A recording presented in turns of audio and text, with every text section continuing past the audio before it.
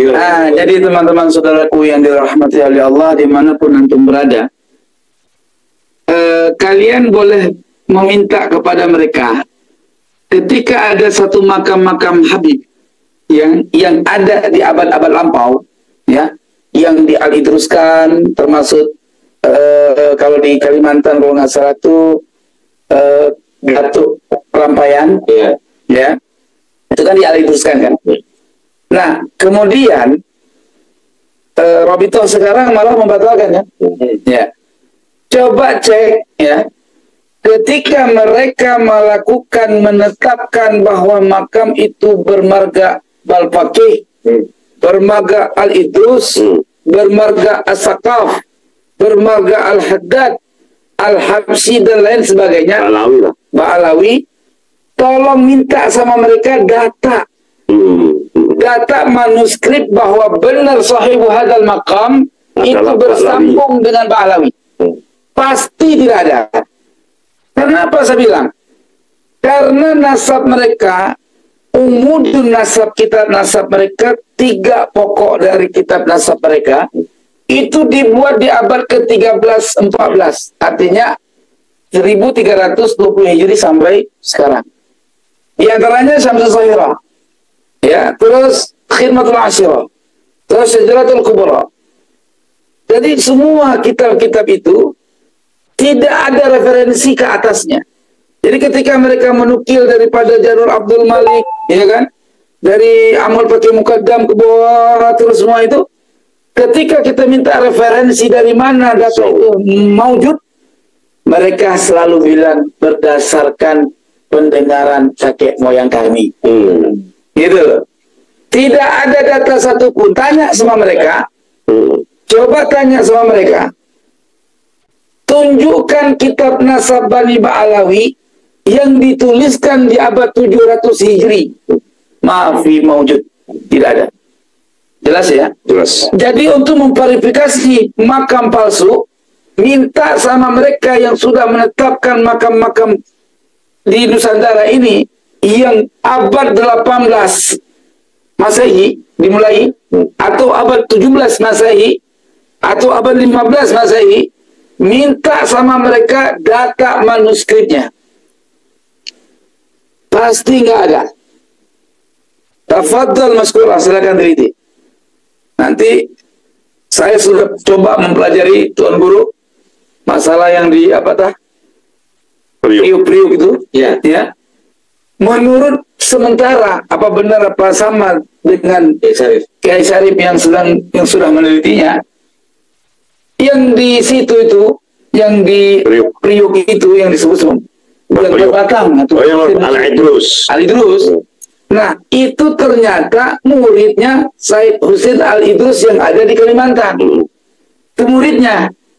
Lalu diba'alawikan oleh Utsman bin Yahya di masa kolonial Belanda.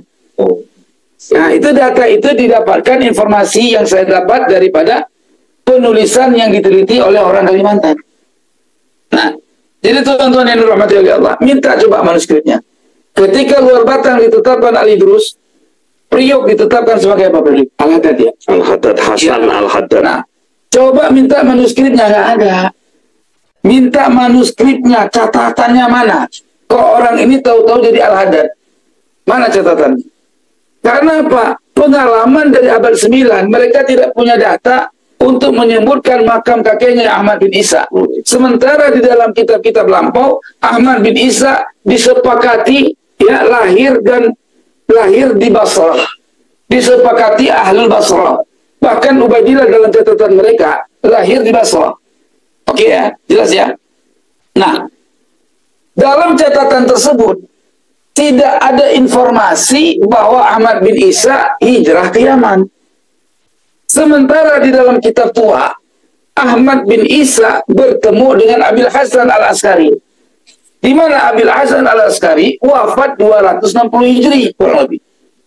Lalu 260 Hijri wafat Abil Hasan Al-Askari, bertemu dengan Ahmad bin Isa Al-Alawi. Iya enggak?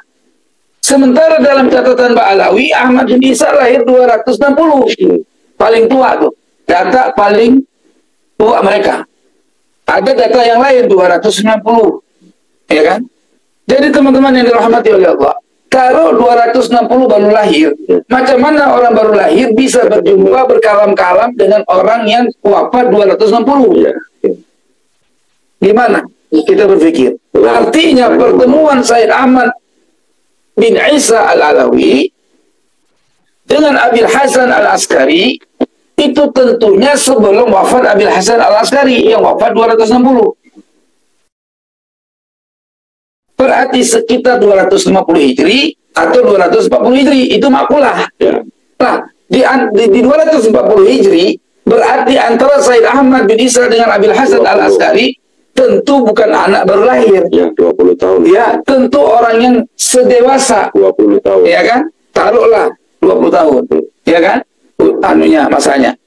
Maka oleh sebab itu, kalau ini sudah datanya sudah akurat, maka informasi lahir 260 Ahmad bin Isa, terus 345 wafatnya, hijrahnya 317 yang tidak ada referensi manapun, rungkat dengan informasi ini. Tertolak mentah. Artinya tidak mungkin terjadi Ubaidillah lahir di Basrah.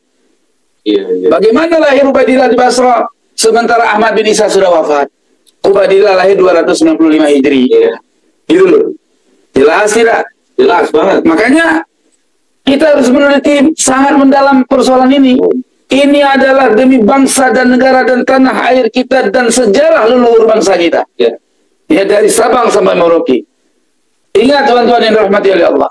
Mereka selalu bilang kalau nggak ada Ba'alawi datang ke Indonesia kita sembah patung. Islam sudah ada di tahun ya sekitar abad 8 Masehi di Aceh. Di Aceh. Ya. Berarti 200 Hijri kurang lebih.